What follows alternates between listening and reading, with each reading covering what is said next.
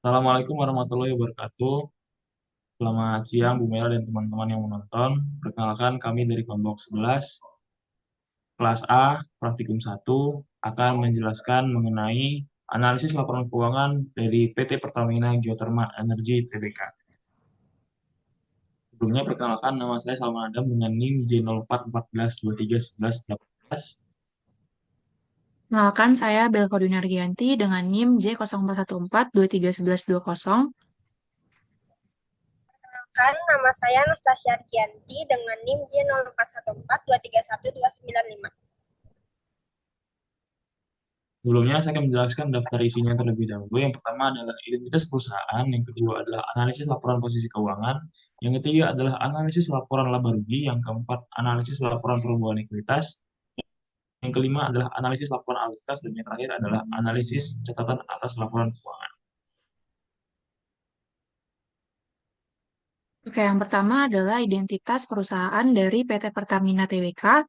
Jadi Pertamina adalah sebuah perusahaan yang menyediakan energi dan juga mengembangkan energi baru terbarukan dalam rangka mendukung terciptanya kemandirian energi nasional. Pertamina memegang amanah sebagai holding company di sektor energi sejak ditetapkan oleh Kementerian BUMN Republik Indonesia pada tanggal 12 Juni 2020. Sejarah mencatat bahwa eksistensi Pertamina dibangun sejak sekitar tahun 1950-an, ketika pemerintah Republik Indonesia menunjuk Angkatan Darat yang kemudian mendirikan PT Eksploitasi Tambang Minyak Sumatera Utara untuk mengelola ladang minyak di wilayah Sumatera. Kemudian perusahaan tersebut berubah nama menjadi PT Perusahaan Minyak Nasional, disingkat Permina pada tanggal 10 Desember 1957 yang hingga kini diperingati sebagai hari lahirnya Pertamina.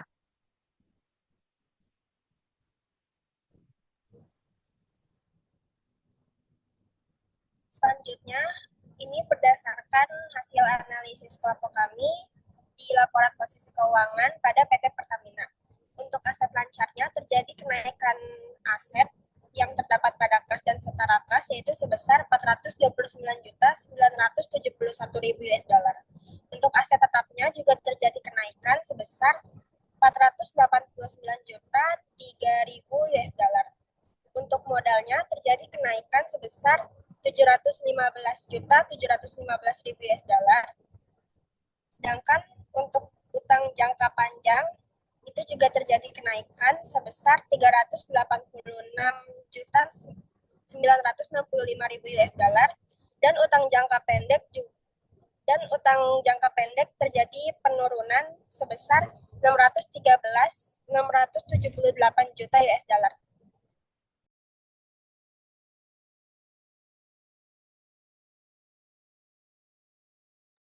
Selanjutnya untuk analisis laporan laba rugi komprehensif, yang pertama adalah laporan pendapatan usaha. Untuk pendapatan usaha, PT Pertamina Geothermal Energy mengalami kenaikan pendapatan sebesar 20.220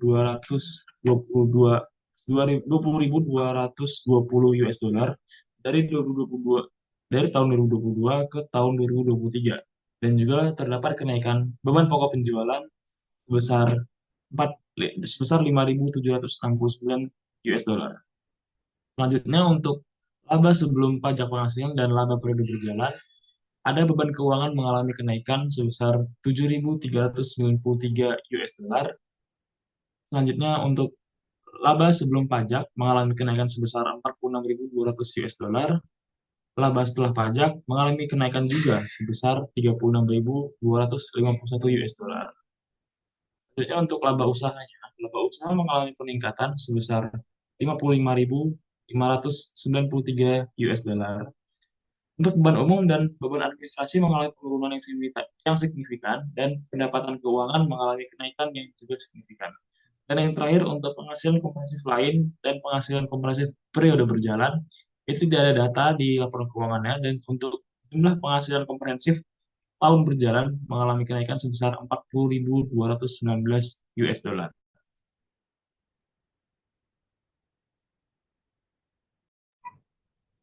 Selanjutnya beralih ke analisis laporan arus kas.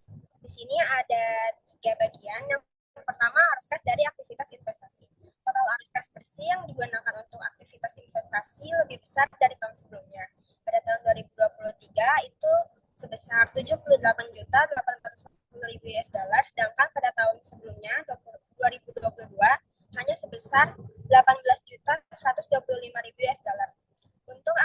Untuk arus kas dari aktivitas operasi, total arus kas bersih yang digunakan pada aktivitas operasi ini terjadi peningkatan sebesar 32.708.000 US dollar.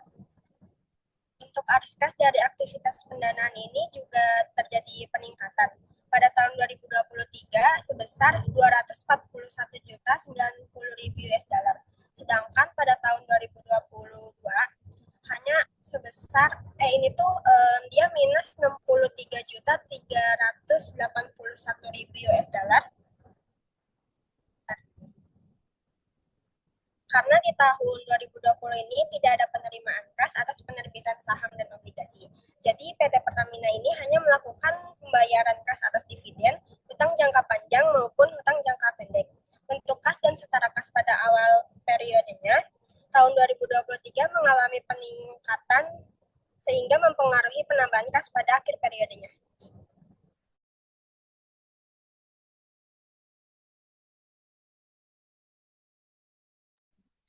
Berikutnya terdapat analisis laporan perubahan ekuitas. Jadi laporan perubahan ekuitas mencerminkan perubahan dalam ekuitas pemilik perusahaan dari awal periode laporan hingga akhir periode laporan.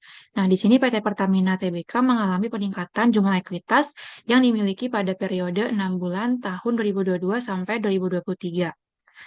Adapun laporan perubahan ekuitas dalam hal ini mencakup 3 hal yang akan dibahas. Yang pertama adalah ekuitas yang dapat diatribusikan kepada pemilik entitas induk. Yang kedua adalah kepentingan non-pengendali. Dan juga yang ketiga adalah jumlah ekuitas yang dimiliki oleh perusahaan.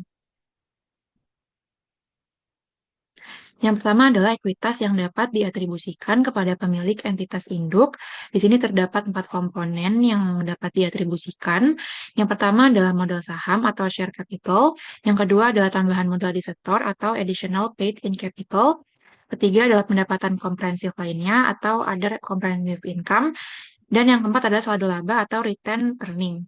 Nah, untuk modal saham, yang pertama share capital, itu mengalami kenaikan dari perbandingan saldo akhir pada Desember 2022 dan juga Desember 2023 sebesar 367.665. Itu dalam ribuan dolar Amerika Serikat. Kemudian yang kedua untuk tambahan modal disetor, itu juga menghasilkan nilai minus pada tahun 2022 sebesar 27.804. Akan tetapi pada tahun 2023 terdapat penyetoran modal sebesar 208.916 dan juga kompensasi sebesar 2.413 yang menyebabkan adanya kenaikan penyetoran modal pada akhir Desember 2023 menjadi 183.525. Kemudian yang ketiga adalah pendapatan komprehensif lainnya.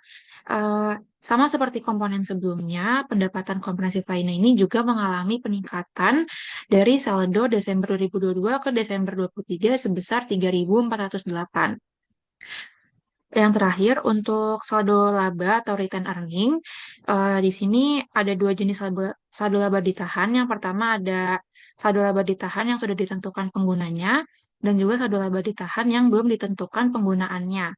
Kedua jenis saldo laba tersebut juga sama-sama mengalami kenaikan, yaitu yang pertama adalah 27.319 untuk yang sudah ditentukan penggunanya, dan juga 106.18.000 untuk yang belum ditentukan penggunaannya. Oke, bisa di next. Berikutnya adalah kepentingan non-pengendali. Jadi di sini merupakan ekuitas entitas anak yang tidak dapat diatribusikan secara langsung atau tidak langsung kepada entitas induk itu mengalami kenaikan. Nah, pada kepentingan pengendali ini tidak terdapat pembagian dividen dan juga mengalami laba periode berjalan.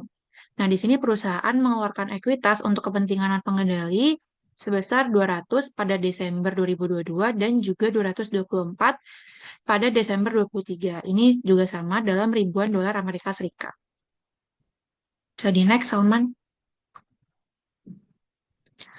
Oke, yang terakhir adalah jumlah ekuitas yang dimiliki oleh perusahaan. Jadi di sini PT Pertamina Tbk mengalami peningkatan jumlah ekuitas periode 2022 dan juga 2023. Berdasarkan laporan perubahan ekuitas konsolidasi ini dapat disimpulkan bahwa PT Pertamina Tbk dan juga entitas anaknya mengalami pertumbuhan dan juga perkembangan yang positif selama periode yang dilaporkan, yaitu pada Desember 2022 jumlah ekuitas perusahaan yaitu 1.255.541. Sedangkan pada Desember 23 jumlah ekuitas perusahaan yaitu 1.971.256. Nah, di sini dapat dilihat bahwa perusahaan mengalami peningkatan ekuitas sebesar 715. Itu juga dalam ribuan dolar Amerika Serikat. Jadi di sini perusahaan telah melakukan beberapa tindakan strategis untuk memperkuat posisi keuangannya, seperti penerbitan saham baru dan juga melakukan investasi seperti yang sudah tercantum dalam laporan keuangan PT Pertamina. Oke, bisa di next.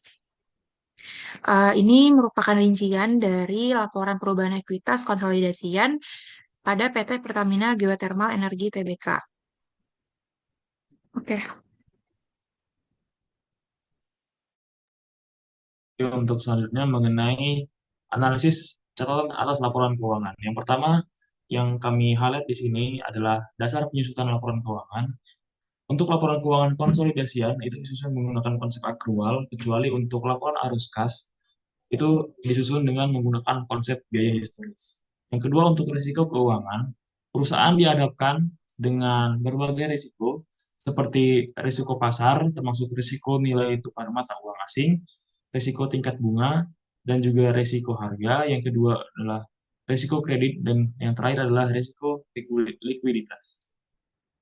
Selanjutnya untuk segmen usaha, PT Pertamina Geothermal Energy ini bergerak dalam dua bidang usaha, yaitu untuk yang pertama adalah operasi sendiri, yang kedua adalah kontrak operasi bersama atau KOB dengan PLN karena perusahaan Pertamina Geothermal Energy ini bergerak di bidang eh, penyediaan listrik panas bumi. Dan yang terakhir untuk aset dan liabilitas keuangan dalam mata uang asing itu menggunakan beberapa mata uang asing, yaitu ada US dollar, terus juga euro dari Eropa dan juga yen dari Jepang.